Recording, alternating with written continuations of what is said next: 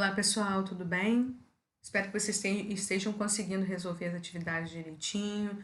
Tenho tentado mandar vídeos resumidos, bem explicativos, a mesma apostila que eu uso nos vídeos, para que vocês possam de verdade estar acompanhando, tá ok? E como um exercício, como eu mandei em formulário, aí eu ainda não consegui uma maneira de mandar o exercício também em PDF para vocês separadinho, para que vocês confiram depois no formulário. Mas eu estou buscando fazer isso, tá? Espero estar com uma boa notícia em breve.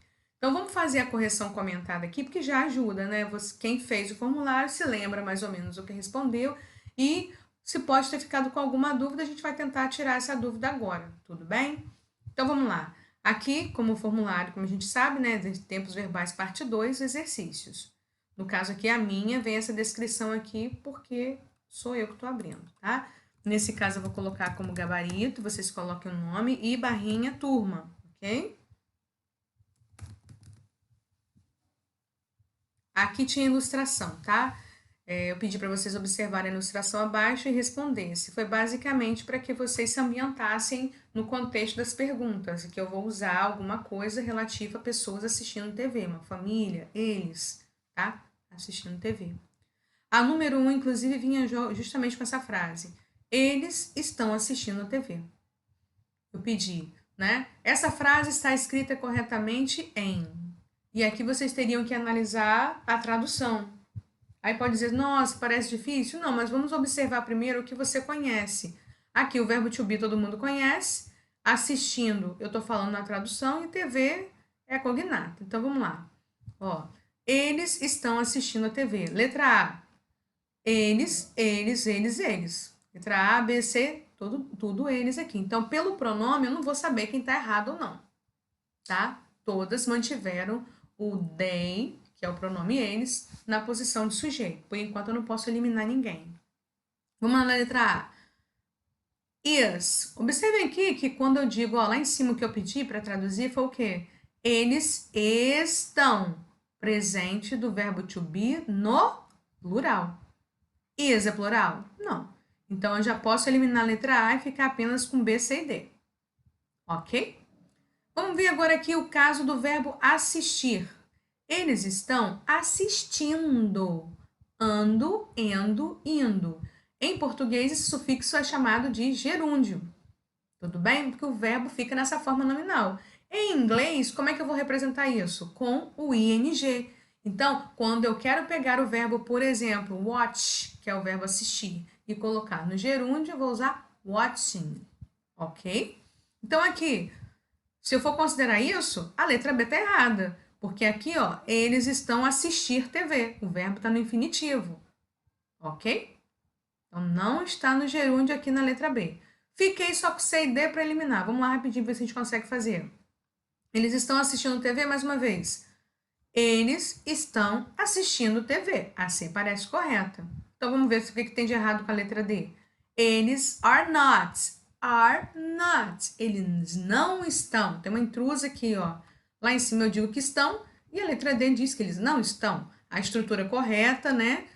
Sujeito, verbo to be, verbo principal que é o watch, watching no gerúndio, porém tem um not aqui que não é o que eu pedi lá em cima. Número 2 agora, gente. Com base no quadro comparativo entre present continuous e past continuous, só é falso afirmar que na estrutura. Então, aqui eu pedia para vocês se lembrarem somente do present continuous e do past continuous, tá?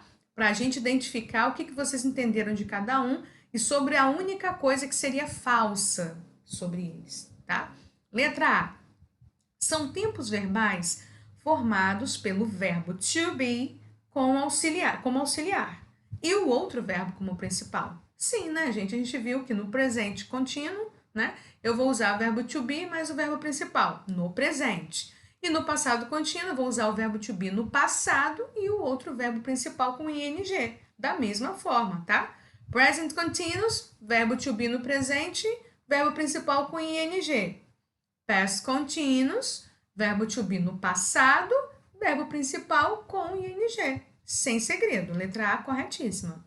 Letra B. O verbo principal de ambos possuirá sufixo ing? Sim. Presente contínuo se a ação estava acontecendo, ando, indo.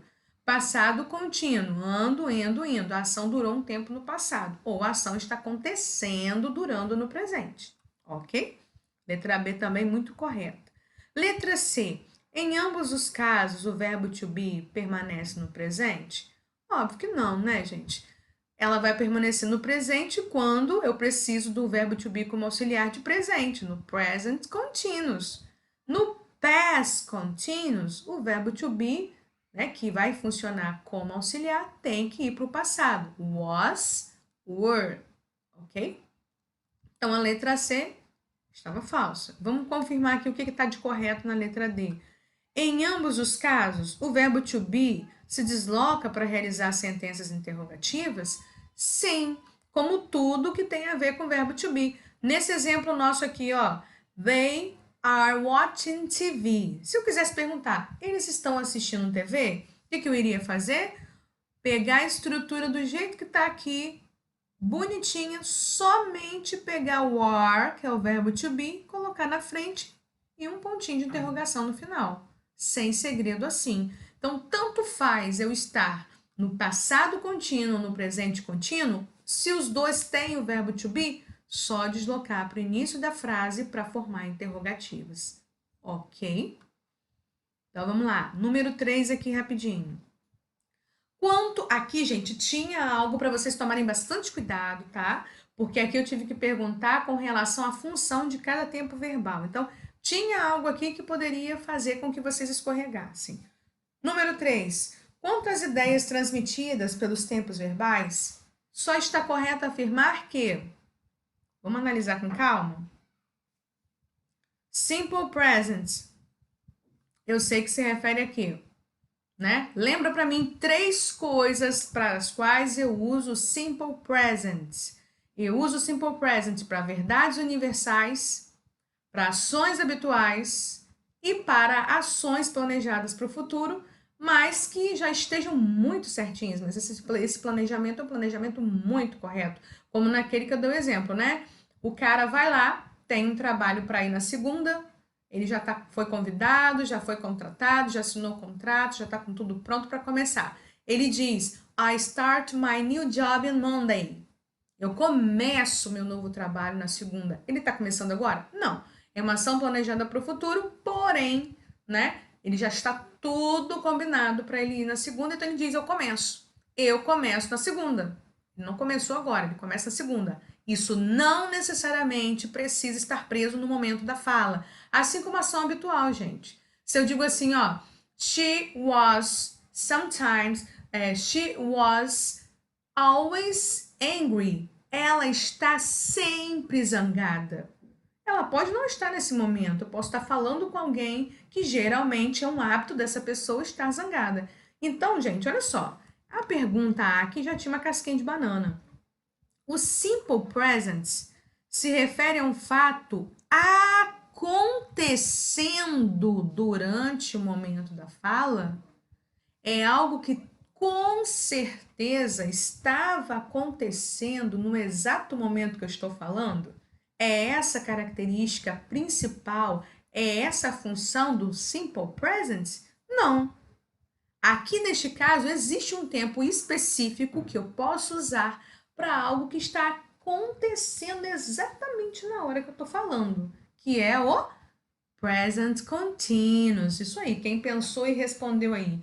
Porque, gente, o present continuous, eu tenho certeza de que algo está acontecendo no momento que eu estou falando. Então, aqui, né, não seria o simple present para um fato que está acontecendo durante o momento da fala. Esse algo que está acontecendo enquanto eu estou falando, né, posso dizer, he is eating. Ele está comendo. Tem esse exemplo na apostila, né? Ele está comendo. Eu estou vendo ele pegando aquele sanduíche enorme e comendo naquela hora. Então, aqui não é. Não é correto. Letra B. O simple past indica um acontecimento que se tornou habitual? Não. Acontecimento habitual, a gente fez uma revisão rapidinho aqui, é o simple present. Coisas que acontecem sempre. Eu vou usar esse verbo no presente, mas não necessariamente no momento. Isso não estava acontecendo na hora que eu estou falando. Na letra C, Então, aqui, ó, a gente já tem aqui, eu pedi correto. Então, é mais um incorreto. Letra C. O present continuous serve para ações planejadas para o futuro? Não. A gente falou que justamente quem faz isso é o simple present. Na letra D, o past continuous aponta uma ação acontecendo num período do passado? Com certeza, né? Continuous em continuidade, ou seja, durou, ok? Número 4. She was watching TV with her family when you arrived yesterday. Ela estava assistindo a TV com a família dela quando você chegou ontem, tá? Nesse exemplo aqui, a gente combinou o quê? She was watching. Ela estava assistindo. Então, isso aqui é passado contínuo. Então, past continuous, a letra A estava correta aqui, ó. E past continuous, não pode ser nenhuma, pode ser A ou B por enquanto. Vamos ver a última. Quando você chegou ontem. Você chegou ontem, gente. Que tempo verbal é esse? Algo que aconteceu num ponto específico do passado. Você chegou, acabou, chegou ontem, uma ação concluída lá no passado. Simple past, ok? Past continuous, simple past. Lembra que o simple past é uma ação que tem que ter um ponto específico do passado. Neste caso aqui, quando eu uso when, não necessariamente eu preciso ter um marco de passado, como a palavra yesterday ou a palavra ontem, tá? Mas eu coloquei para enfatizar mais ainda para vocês que era uma ação com um ponto específico do passado que justifica o simple past, beleza? Vamos lá para a quinta, para a última. Como as sentenças destacadas acima, né? Como a sentença, no caso, né? Como a sentença destacada acima, com letras maiúsculas, deve ser transcrita na forma interrogativa. Aí eu pedi o seguinte, gente, ó. A frase é essa daqui. Você chegou ontem, né? You arrived yesterday. Eu quero fazer isso virar uma pergunta agora, interrogativa. Sabendo que chegou está no passado, já sei que meu auxiliar vai ser did. Então, ó, chegou, do é auxiliar de presente, então já posso eliminar C e D. Vamos lá, rapidinho aqui entre A e B. Você chegou ontem. Tudo bonitinho, parece até que as duas estão corretas. Mas vocês conseguem perceber entre uma das duas aqui, entre as duas, uma diferença pequena? Olha aí direitinho, vou dar uma dica. No verbo principal, arrive, né? O verbo principal, gente, ainda continuou com D na letra A. Aqui, ó. I arrived. E aí, o que a gente lembra? Quando eu formo interrogativas e já usei o did na frente, que é um indicativo de passado, o meu verbo principal não precisa sustentar esse D, ok? Ele fica na forma normal dele. Toda vez que eu estou fazendo, por exemplo, uma negativa, em que o did vai aqui esperar o not, eu não preciso mais deixar a letrinha D aqui para indicar que esse verbo arrived é um verbo regular e está no passado, tá bom? Então, aqui a única falha da letra A foi manter o verbo com o D. Não preciso, uma vez que did já indica que esta frase está no passado. Então, o auxiliar foi para frente, porque o verbo arrived não é arrived, né? Não é to be, então ele não pode fazer isso. Quando o verbo não pode, seja regular ou irregular, e ele não pode formar interrogativas sozinho, ele tem o auxiliar. O did, auxiliar de passado. Do e does, auxiliar de presente. Sendo que do, lembrando, vai servir para menos, vai servir para todo mundo, menos para he, she, it. Ok? E no caso também, né? Eu tenho lá I do. Eu vou usar também o I, né? O pronome. O do vai ser usado praticamente para os singulares. O do vai ser usado para todo mundo, né? Inclusive o eu, tá? A partícula mesmo não tem a ver exatamente com singular e plural. Aqui o que eu queria enfatizar para vocês é isso, tá? O does, quando a gente for pensar em auxiliar de presente, só vai servir para he, she, it. E o do, tá? Vai serviria aqui para o you? Sim, mas se a frase tivesse no presente, que aqui não tá, ó. Só para reforçar com vocês, você chegou, isso é passado. Por isso eu usei o did. Ok, gente? Espero que vocês tenham compreendido. A gente, ó, tô tentando melhorar aqui o formulário de respostas. Quando eu for corrigir com vocês, aumentei um pouquinho, porque eu percebi que no vídeo anterior ficou bem menor. Então, a gente está tentando aprimorar o que for possível para que vocês consigam ter um material de qualidade e realmente conseguirem acompanhar. Thanks.